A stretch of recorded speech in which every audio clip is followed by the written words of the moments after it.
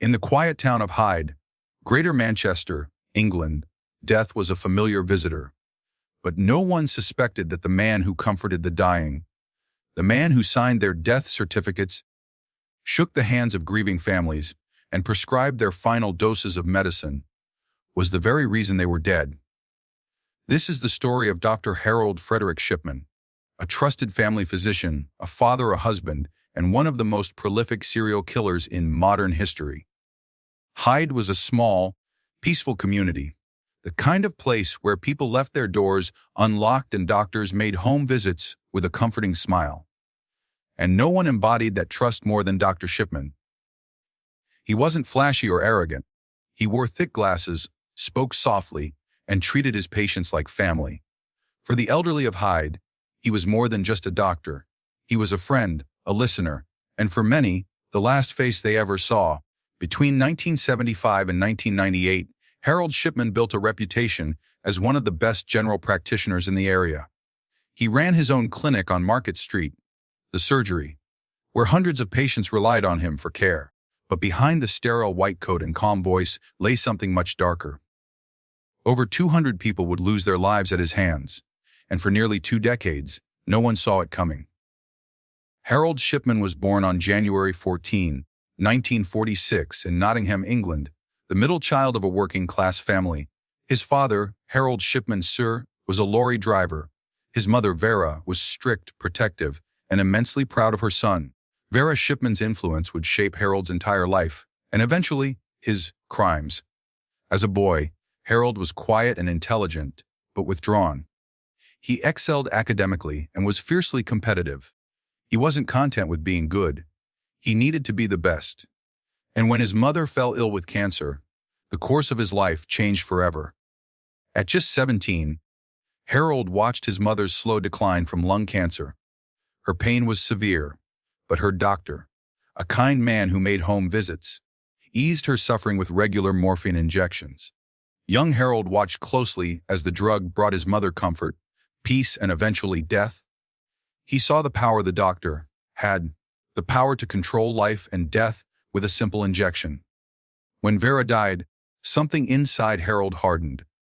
The teenage boy who once admired his mother's doctor would one day become one himself, and would use morphine not to comfort, but to kill. Shipman went on to study medicine at the University of Leeds Medical School.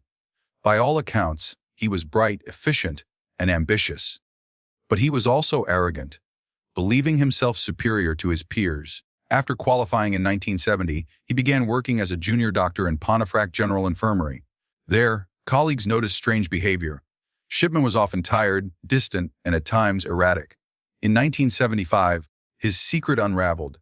He was found forging prescriptions for pethidine, a strong opioid painkiller, not for patients but for himself. He was addicted. Caught and fined, Shipman briefly lost his medical license. But after completing a rehabilitation program, he was reinstated. To many, it was a second chance. To him, it was proof that he could deceive and recover without consequence. Later that same year, he moved with his family to Hyde. There, the fresh start would become the beginning of a killing spree that would span decades. When Shipman opened his practice on Market Street, he quickly earned the trust of the community. Elderly patients adored him. He made house calls, remembered birthdays, and took time to chat. But soon an invisible pattern began to emerge. Elderly women, mostly healthy, active, and independent, began dying suddenly, often shortly after a visit from their doctor. Shipman would calmly report that they had passed peacefully in their sleep. He'd signed the death certificate himself, attributing each to natural causes: heart failure, stroke, old age. There were no autopsies. No questions, no suspicion. After all, who would question a respected doctor? Shipman's method was chillingly simple. He would visit a patient, inject them with a lethal dose of diamorphine, pharmaceutical heroin, and wait. Within minutes, their breathing would slow, their heart would stop, and the doctor would pronounce them dead. Then, he'd call the family. He'd console them, handle the paperwork, and sometimes even recommend a funeral home. In many cases, he suggested cremation, ensuring that evidence of morphine in the body would be destroyed forever. Over the years, he refined his process. He learned which patients lived alone, which families were trusting, which deaths would raise no eyebrows. By the mid-1990s, Shipman had become so confident that he even began altering medical records, making it seem like his victims were terminally ill or suffering from long-term heart disease. For 23 years, he got away with it, until one death changed everything. In June 1998, 81-year-old Kathleen Grundy, a well-known former mayor of Hyde, was found dead in her home. Dr. Shipman had visited her that morning. He later told her daughter, Angela Woodruff, that her mother had died peacefully, of old age. But something felt wrong. Kathleen had been active, full of life, and perfectly healthy. Then, weeks later, Angela received a phone call from her mother's solicitor. Kathleen's will had been updated, leaving almost her entire estate, worth $386,000, to Dr. Harold Shipman. Angela knew immediately. This was not her mother's doing. She contacted the police. That single act of suspicion would unravel one of the most shocking cases in British history. As investigators began digging into Dr. Shipman's past, they would uncover a trail of forged documents, falsified medical records, and hundreds of unexplained deaths, all connected to one man. The beloved family doctor of Hyde was about to be exposed as one of the deadliest serial killers the world had ever known. When Kathleen Grundy's daughter reported her suspicions to the police in June 1998, few believed that the quiet, respected Dr. Harold Shipman could be capable of anything sinister.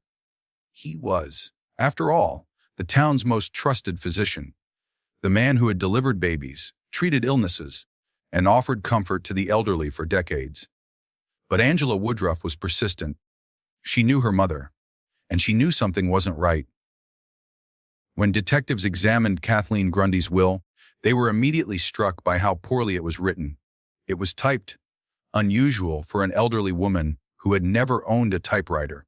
The language was cold, detached, and it left everything, her entire estate, to Dr. Shipman. Not her daughter, not her grandchildren, just the doctor. It was also witnessed by two of Shipman's own patients. The solicitor confirmed that Kathleen had never asked him to update her will, and that alone raised alarm bells. Greater Manchester Police quietly launched an inquiry. They needed to know, had Dr. Shipman forged this will, and if he could do that, what else was he capable of? A few weeks later, police requested permission to exhume Kathleen Grundy's body. Shipman had insisted that she be cremated, but thankfully, her daughter had refused. That single decision allowed investigators to perform a full autopsy. The results were chilling. Toxicology tests revealed lethal levels of morphine, the same drug Shipman had once been addicted to, in Kathleen's system.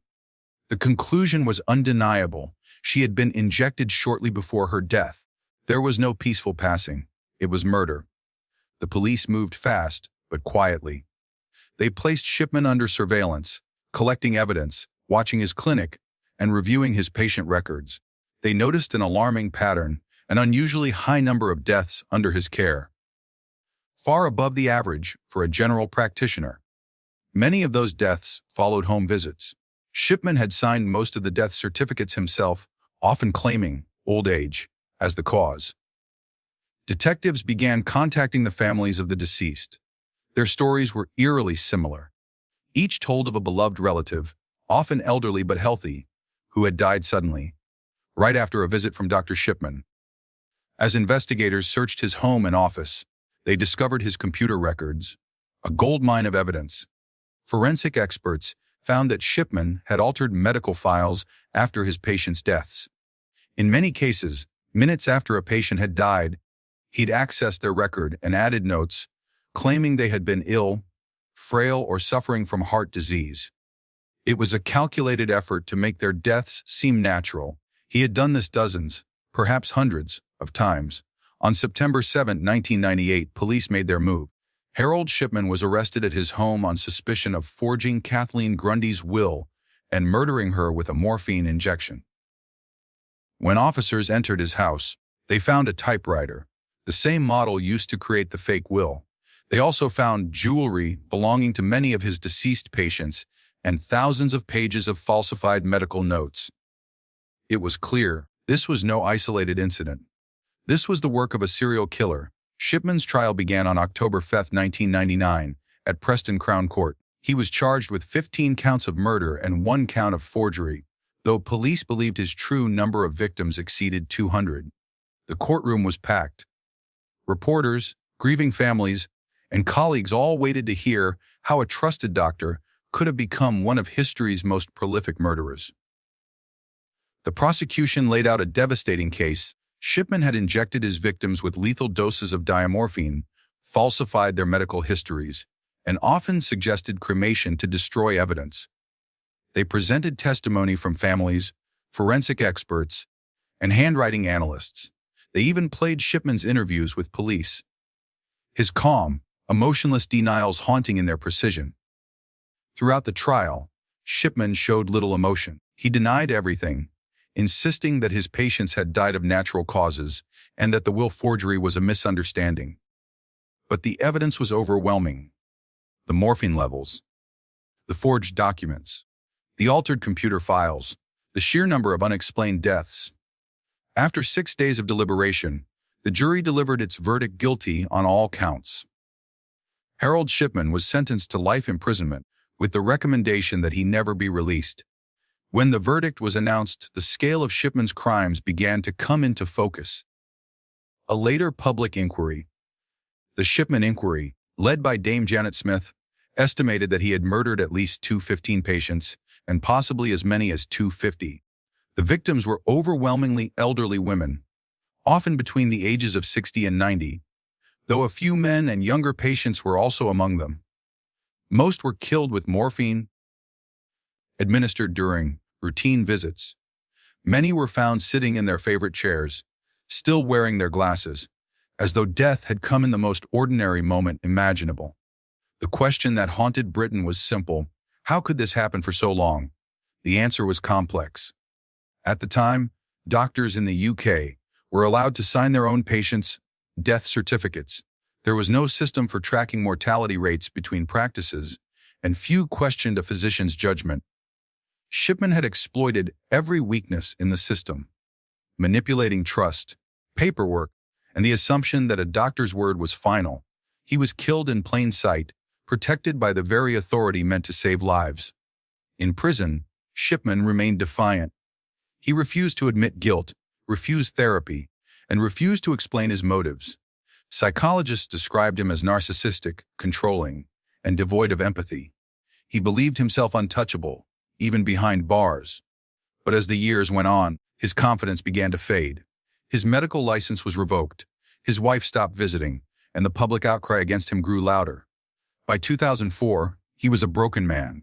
On the morning of January 13, 2004, one day before his 58th birthday, prison guards at Wakefield Prison found Harold Shipman dead in his cell. He had hanged himself with bedsheets tied to the window bars. There was no note, no confession, no explanation. Some called it justice. Others called it cowardice. But for the families of his victims, there was little comfort. No amount of punishment could erase what he had done. The Shipman Inquiry changed British medicine forever. It led to stricter oversight of doctors, new systems for recording patient deaths, and the introduction of safeguards to prevent any one doctor from holding unchecked power.